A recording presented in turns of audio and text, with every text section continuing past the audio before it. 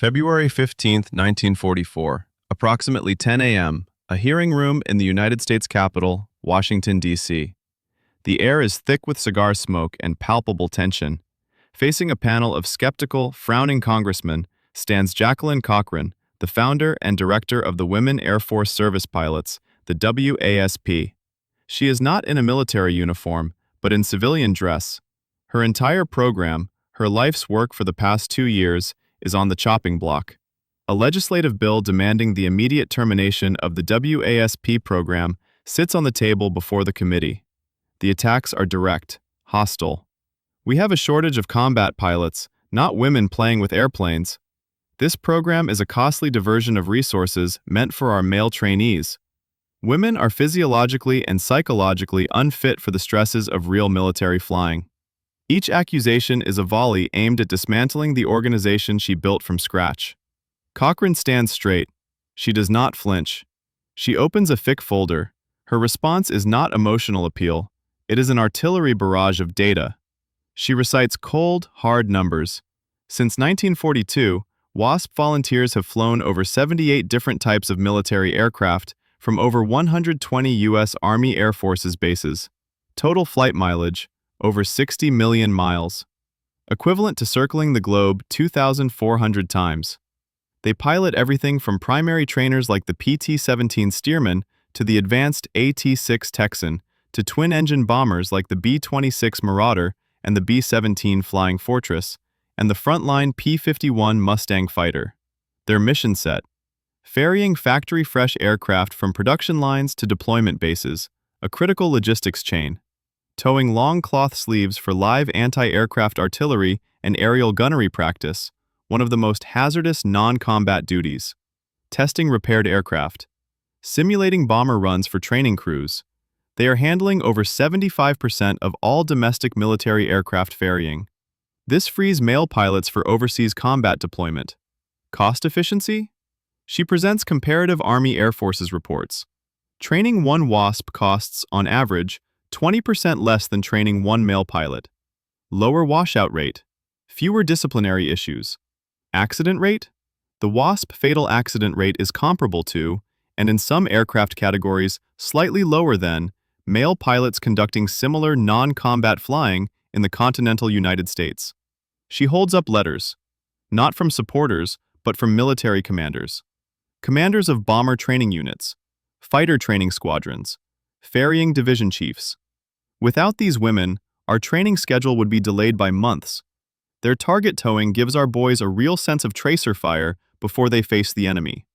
Request immediate assignment of additional WASP pilots to this base. We are critically short of qualified ferry pilots. The documents circulate. Cochran presses the attack. She notes the WASP are all civil service volunteers. They receive civilian pay, not military salaries. No service benefits. No insurance. No veterans' benefits for their families. 38 of them have died in service, killed in crashes. Their families receive no military death gratuity. These women paid for their own initial flight lessons. They paid their own way to training bases, all for the chance to serve. And now Congress cites unnecessary cost as a reason to disband them? Cochran's gaze sweeps the room. This is not a liability ledger, gentlemen. This is an asset inventory. Every trained WASP pilot is a fully realized operational national military asset. Is it logical to deliberately decommission such assets in the middle of a war? A momentary silence falls. The opposition is checking its data. Cochran has held the first assault. But this is defense. She needs a counteroffensive. She describes a specific, high-priority mission. Months earlier, a secret, urgent delivery of modified P-51 Mustangs from California to an East Coast port for shipment to Europe. A shortage of male ferry pilots. A tight deadline. Cochran's headquarters assembled an elite WASP team within 12 hours. They flew in relay through challenging weather. Every aircraft delivered on time. No delays, no damage. This was not help. This was a precision logistical maneuver. She pulls another sheet. An assessment from the Army Air Forces Training Command, she states. They find the mere presence of the WASP provides a motivational benchmark, a source of healthy competition for male cadets.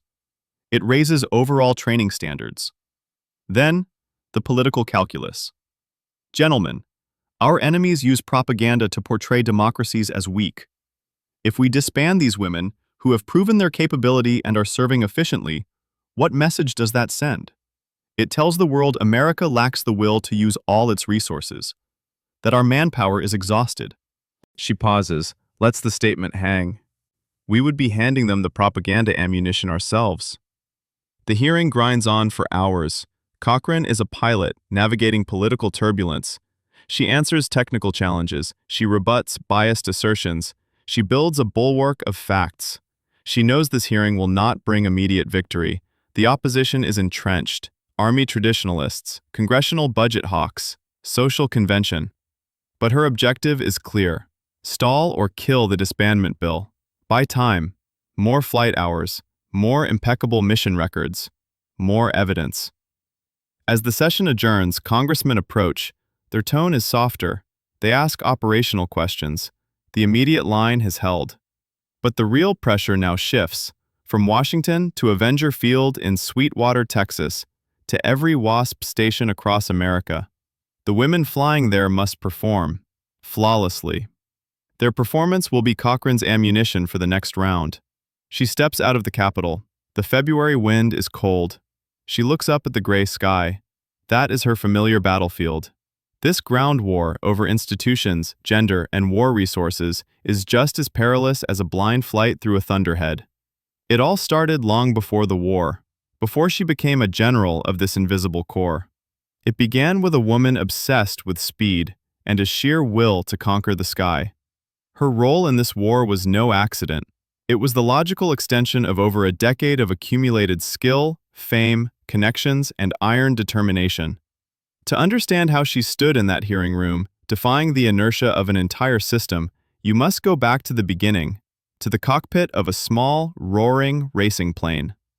The sound of an engine was the first form of power Jacqueline Cochran truly understood. This was not a romantic notion. It was rooted in hard reality. Her early life is shrouded in some deliberate mystery, but the contours are clear. Born around 1906 in Florida poverty, she worked in cotton mills.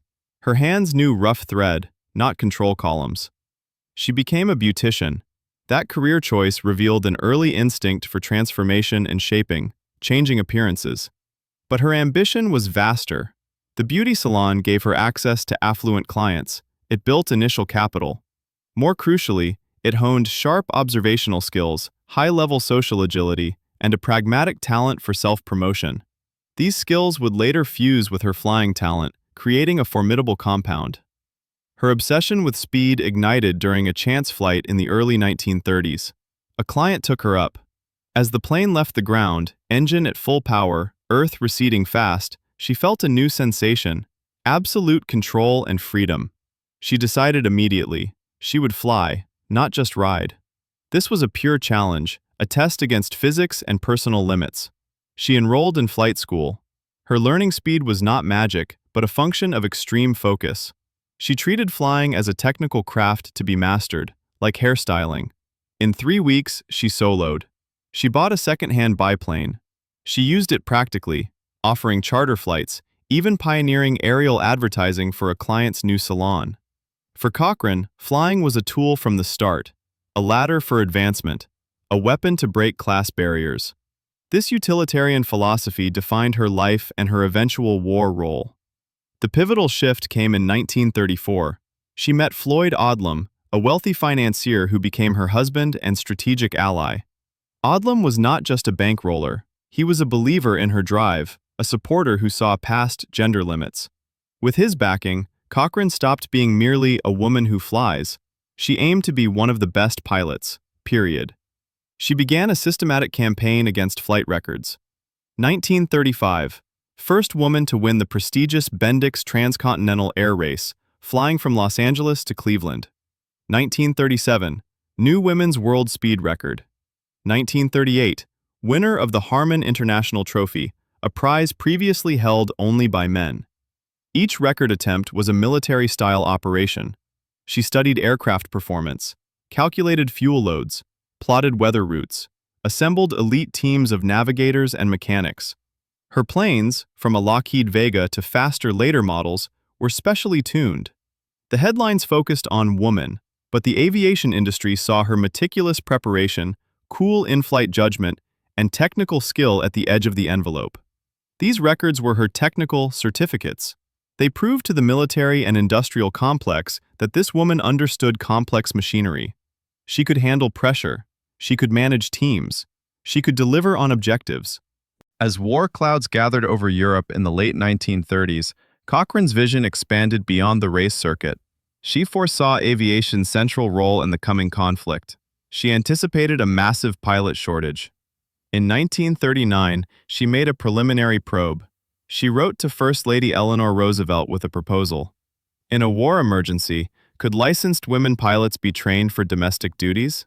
Ferry flights, communications, target towing. This would free men for combat. Roosevelt responded positively. This was the earliest blueprint for the WASP. It proved Cochran's strategic foresight. She was lobbying before the war even began. 1940. France fell. Britain stood alone. Cochran escalated. She used her fame and connections to approach senior Army Air Corps officers. She faced a wall of doubt. Prevailing opinion: women lacked the physical strength for heavy military aircraft.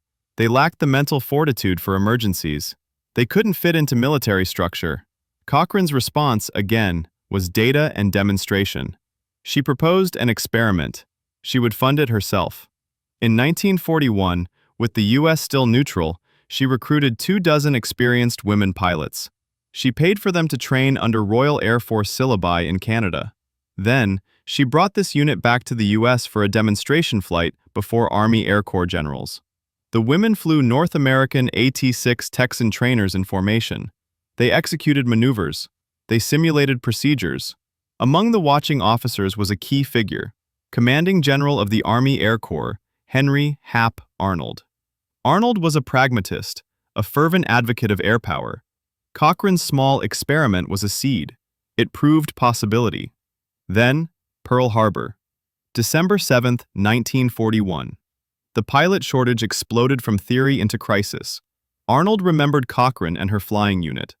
In September 1942, he authorized a project, the Women's Flying Training Detachment.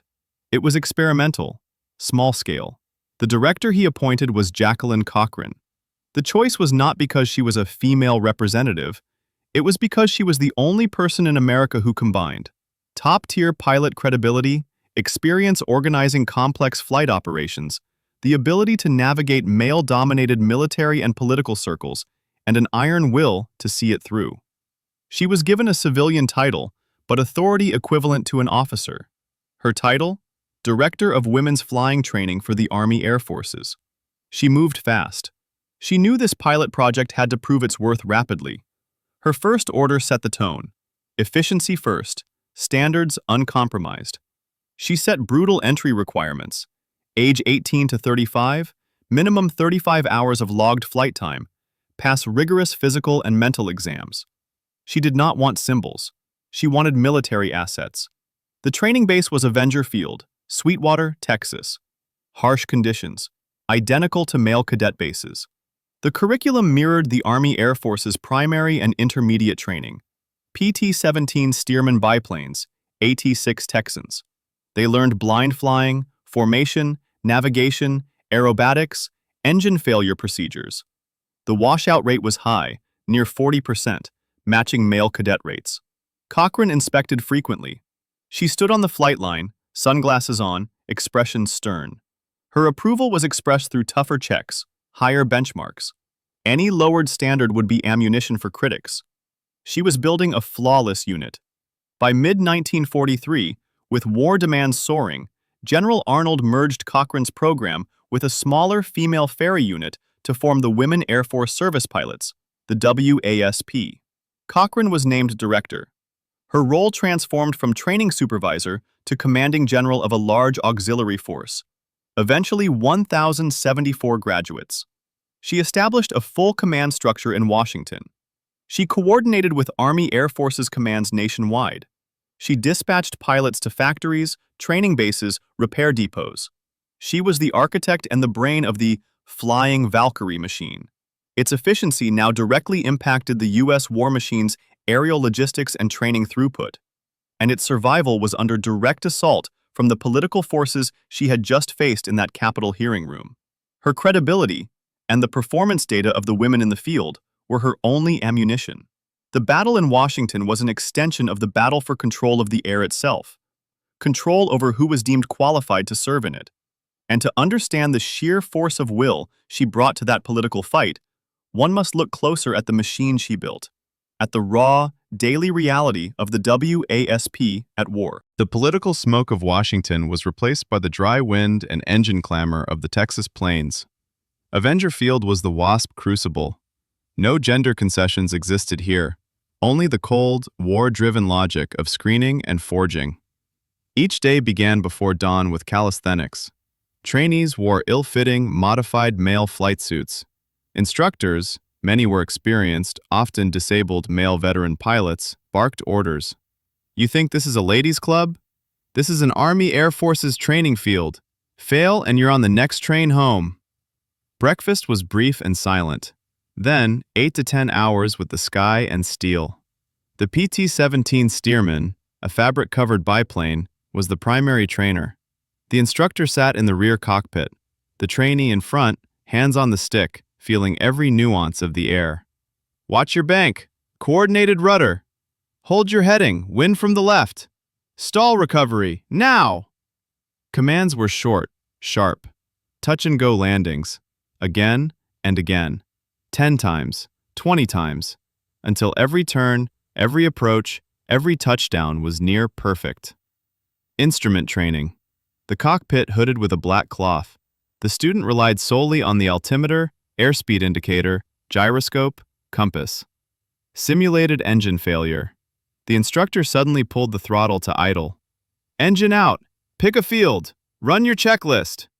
The trainee had seconds to assess altitude, wind, find flat terrain, run restart procedures. Any hesitation, any misstep meant a check ride failure. Aerobatics. Steep turns, chandelles, lazy eights, spins and recoveries. These maneuvers weren't for show. They forced pilots to know the aircraft's absolute limits, to build spatial awareness and control instinct in extreme attitudes.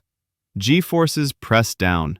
Internal organs felt displaced, but hands and feet had to remain precise, smooth. Many couldn't take it. Vertigo, vomiting, spatial disorientation, common eliminators. Others showed panic during emergency drills, or couldn't hold tight formation position. They were marked unsuitable, given a train ticket home. The high washout rate was Cochran's standard. Her silent rebuttal to doubt in Washington and the Pentagon, graduates from here were qualified pilots, period. After primary and basic, trainees advanced to complex aircraft. The North American AT-6 Texan, retractable landing gear, constant speed propeller, more powerful engine. It simulated fighter performance. Here, they learned advanced navigation, cross-country flying, basic gunnery principles. Then, specialization. This was where the WASP's military value became concrete. They were sent to various transition schools. They learned to fly the actual warbirds, the Boeing Stearman PT-13/PT-17, the Vultee BT-13 Valiant, used for target towing training, the North American B-25 Mitchell, the Martin B-26 Marauder, a twin-engine medium bomber with a reputation for tricky handling, nicknamed the Widowmaker by some male pilots. WASP pilots had to master two big engines, handle asymmetric thrust emergencies, land the heavy machine. The Republic P-47 Thunderbolt, the North American P-51 Mustang, single engine, high horsepower, fast combat stars. Cochran insisted the best WASP pilots train on these, not for combat, but to prove women could master cutting-edge technology. The training was just as dangerous. Fall 1943. A WASP trainee in a B-26 during takeoff. One engine quits. She doesn't panic, follows procedure, maintains direction, eases back on the yoke. 18 in grass just past the runway. Minor aircraft damage. Crew unhurt. The report went to Cochran and General Arnold. It was filed not as an accident, but as a successful emergency procedure example. Each such case quietly shifted opinions. Graduated WASP pilots received silver wings, but they got no rank. They received a civil service number and orders. They were assigned to over 120 Army Air Forces bases across the country. They plugged into critical gaps in the domestic air transport and training system. The most common, high-demand task: ferrying. Aircraft factories were scattered: California, Washington, Kansas, Texas. Frontline units and training bases were equally dispersed. Delivering a brand new or repaired plane from point A to point B was a deceptively risky system operation. WASP pilots flew solo or in pairs on long cross-country hops. They studied complex aeronautical charts, calculated fuel burn, monitored weather reports, identified diversion fields. The aircraft varied wildly: a bulky C-47 Skytrain transport one day, a nimble P-51 Mustang the next, a twin-engine A-20 Havoc attack plane the day after. Each ferry trip was a rapid adaptation to a new machine's character. They had no own plane. They were universal delivery pilots. Weather was the chief enemy. Without advanced radar or real-time comms, they could fly into sudden thunderstorms, icing, or severe crosswinds.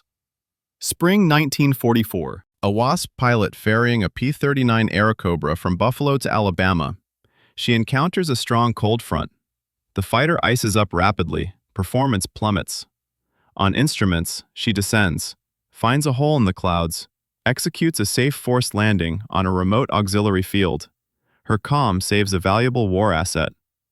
Statistics later showed WASP pilots handled over 75% of all domestic military aircraft ferrying, flying over 60 million miles. Behind that number, countless precise navigation plots, fuel management decisions, emergency judgments. But the most hazardous duty wasn't ferrying, it was target towing. To train anti-aircraft gunners and fighter pilots, you needed moving aerial targets. WASP pilots flew modified light or medium aircraft. They released a hundreds of feet long steel cable. At the end, a fabric sleeve target. They dragged this target over prescribed ranges, flying steady, predictable patterns. Ground-based 37mm, 40mm, even 90mm anti-aircraft guns fired live shells. Black flak bursts peppered the sky near the target. Shrapnel could hit the tow plane. Even a near miss sent violent shockwaves through the airframe. Fighter pilots training with live ammunition would make gunnery passes, firing machine guns and cannons at the target. Stray rounds could, and did, strike the tow plane's tail, wings, or cockpit. This duty demanded supreme psychological steadiness and discipline. No evasive maneuvers. Hold course, altitude, speed. Absolute stability. Even with shells exploding nearby. Even hearing the thunk of shrapnel hitting aluminum. Any sudden move could snap the cable, tangle it, stall the plane. Many WASP planes returned from dozens of towing missions with patched skin, souvenirs from shrapnel or stray fire. Casualties were inevitable. April 1944. A WASP pilot on a towing mission. The cable snaps, whips back, wraps around the empennage. The plane goes out of control, crashes, pilot killed. She was one of 38 who died in service. Their deaths were direct war losses, like male pilots lost overseas. But their names were not, for decades, on official war casualty lists. Beyond ferrying and towing, WASP pilots flew a vast array of specialized missions. They conducted engineering test flights, taking a major repaired aircraft to its limits, determining if it was safe to return to service. This meant pushing the plane to maximum speed, executing severe maneuvers, testing all systems under stress. They flew simulated bombardment missions, acting as target or lead plane for bomber school trainees, mimicking formation flying and bomb runs. They participated in highly sensitive duties, like flying aircraft equipped with secret radio gear to calibrate radar stations and electronic warfare equipment. In these roles, WASP performance gradually won over skeptical male commanders. A report from a B-29 Superfortress training base stated, "The WASP assigned here, flying B-26 and B-25 aircraft on tow target and simulated bombardment missions, demonstrate a degree of professionalism and discipline in no way inferior to any male pilot unit." They have greatly alleviated our critical shortage of aircraft and pilots for training crews. A fighter training squadron commander noted, "At first my boys were awkward about firing at a target towed by a woman, almost reluctant. After a few missions, they saw those gals flew steadier and more accurate patterns than some male tow pilots. Now, they just care about hitting the target, not who's up front." These frontline, pragmatic endorsements were Cochran's strongest weapons against political prejudice. Yet, the war's tide, not just performance, sealed the WASP's fate. By late 1944, Allied victory in Europe seemed assured after D-Day. Pilot casualty rates dropped. The domestic training pipeline was now producing a surplus of male pilots. The social pressure to give men's jobs back to men intensified. The military's conservative desire to return to normal gender roles grew louder. Cochran's fierce defense in the 1944 hearings delayed, but could not reverse, the political momentum. On December 20, 1944, the Army Air Forces issued the order. The WASP program would be deactivated. Immediately. No grand ceremony. The women were to pay their own way home. Their planes were turned over. Their records archived. They left in civilian clothes. No severance, no veterans' benefits, no military honors. The sky trails they left seemed destined to fade. But for Jacqueline Cochran, the deactivation was not an end. It was a transition to a new, more complex battlefield, the post-war military establishment and the dawning jet age. Her next objective, breaking the sound barrier, not just in the air, but in the institution. The end of the war meant a return to ordinary life for many WASP members. For Jacqueline Cochran, it marked the start of a new, more challenging mission. The roar of piston engines faded, replaced by the piercing scream of jet turbines. The aviation age had transformed. Cochran understood that to maintain her influence, to continue advocating for women in aviation, she could not remain a relic of the propeller era. She had to conquer the jet. In 1945, she secured access to a Canadian-built de Havilland Vampire, an early-generation jet fighter. Her objective, demonstrate that women could master this faster, more sensitive technology. In the briefing room, engineers outlined the Vampire's characteristics. 2 de Havilland Goblin centrifugal flow turbojet engines. Higher wing loading meant faster landing speeds. Hydraulic controls demanded a different touch. Cochran took precise notes. Her questions were technical, specific. The cockpit canopy closed. Ground crew gave a thumbs up. Engine start. A sharp, whistling roar, different from any piston engine. Takeoff roll. Quicker acceleration. Faster rotation. A steeper climb rate. In the air, she performed basic maneuvers. The jet responded directly. No propeller torque, but energy management was critical. Speed, once lost, was harder to regain. The flight was successful. No record broken that day, but a statement was made. Cochran now held a ticket to the jet age. The major breakthrough came in 1953. The Cold War was entrenched. Speed, especially supersonic speed, symbolized national prestige and military might. Cochran set her sights on the North American F-86 Sabre. America's premier jet fighter in Korea, the nemesis of the Soviet MiG-15. Obtaining an F-86 was no small feat. It was a weapon of war. Cochran leveraged every military connection, from her old Army Air Forces contacts to the new U.S. Air Force hierarchy. Her argument combined personal ambition with Cold War propaganda.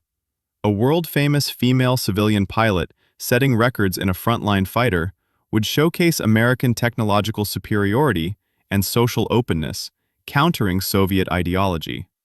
After rigorous approvals, North American Aviation provided a modified F-86F. Machine guns removed, some military electronics stripped out to save weight for fuel. The Canadian government granted use of a specially reinforced 2-mile stretch of coastal highway in New Brunswick, runway 15, as a temporary airstrip. May 18, 1953.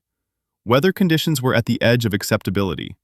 Cochran strapped into the F-86's tight cockpit. The canopy closed. The General Electric J-47 turbojet engine whined to life, building to a thunderous roar. Release brakes. Military power. The Sabre surged down the highway, flanked by forests. Less than a mile of roll, and it was airborne. Climbing to altitude, she entered the measured 100-kilometer closed course. Throttle to the firewall. Afterburner engaged. A visible spear of orange flame shot from the tailpipe. The airspeed indicator needle climbed rapidly. The Sabre approached the transonic region. The aircraft shuddered. Compressibility effects. Control surfaces grew heavy. She focused, held course, monitored the gauges.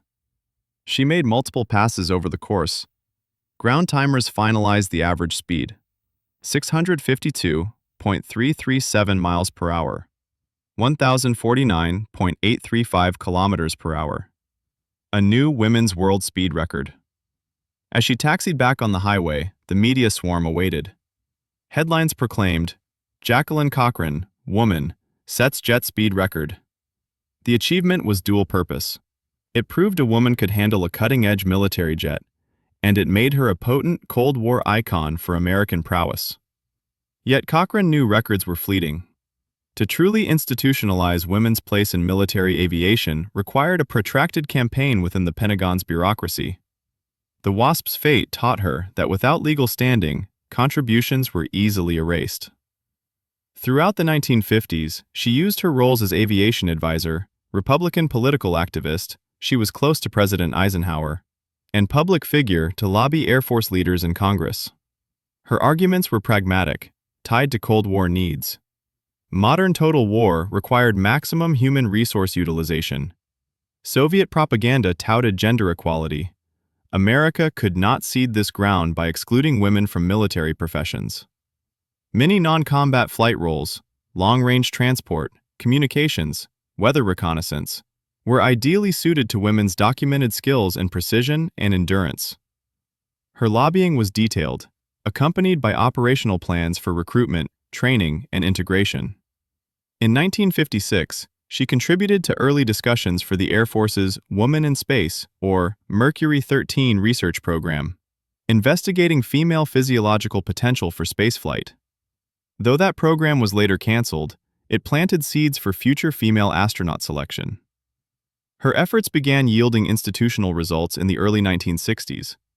Changing social attitudes and a recognition within some Air Force circles that technological warfare favored intellect and fine motor skills over brute strength slowly turned the tide. In 1963, legislation was signed. In 1964, the U.S. Air Force officially established a Women's Military Pilot program.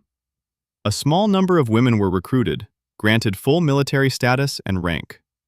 This was fundamentally different from the WASP's civilian contract status. The unit was tiny, its mission scope limited. But its creation marked the formal return of women as uniformed military pilots. This outcome was inextricably linked to Cochran's two-decade campaign of strategic persuasion. The ultimate institutional recognition came in 1969. The U.S. Air Force Reserve awarded her the rank of colonel. The appointment became effective in 1970. Jacqueline Cochran became the first woman to hold the rank of colonel in the U.S. Air Force, active duty or reserve. The ceremony was at the Pentagon. She wore a custom-fitted Air Force Reserve colonel's uniform, the eagle insignia on her shoulders. This moment was 30 years removed from her first letter to the White House about women pilots. 25 years after the WASP were disbanded. This was not a reward for her flying skill, though that was the foundation. It was recognition of her as an organizer, a strategist, an institutional trailblazer. She had evolved from an outsider, a troublemaker, and persuader, into a part of the institution itself, bestowed with its symbols of authority. Her office was now, symbolically, in the Pentagon. She used this position to continue advocating for women's roles in the military and for aviation safety until declining health slowed her. She passed away in 1980. Her ashes were scattered over the California desert from an aircraft, a final merger with the sky she loved. But her tangible legacy was far more solid than dust on the wind. It was a changed institution, a widened pathway, and a redefined concept of who was qualified to defend the nation's airspace. Her story is a textbook case in converting personal expertise into organizational power, and organizational results into political capital to drive systemic change. The strategic acumen and tactical execution involved were comparable to a successful military campaign. Jacqueline Cochran's legacy cannot be contained by the simple label of female aviation pioneer. Her life constituted a prolonged and largely successful campaign against entrenched notions of military human resources, technological gender barriers, and institutional inertia. The success of this campaign can be analyzed through tactical execution and strategic vision, assessing its profound impact on the U.S. military establishment and beyond. Tactically, Cochran's operations were masterclasses in precision. Her core weapon was always empirical evidence. Before the war, she personally funded the Canadian training experiment to prove feasibility to the Army Air Corps. During the war, she confronted Congress with exhaustive data, flight hours, completion rates, cost comparisons, accident statistics. After the war, she used record-setting jet flights as technical demonstrations. She consistently avoided emotional or ideological pleas. Instead, she spoke the language of military bureaucracy and industrial management, metrics, efficiency, and return on investment. This made her arguments uniquely persuasive to practical-minded generals, engineers, and politicians. Secondly, she excelled at building and leveraging strategic alliances. Her marriage to Floyd Odlum provided crucial capital and connections. Her early correspondence with Eleanor Roosevelt opened a channel to the highest political level.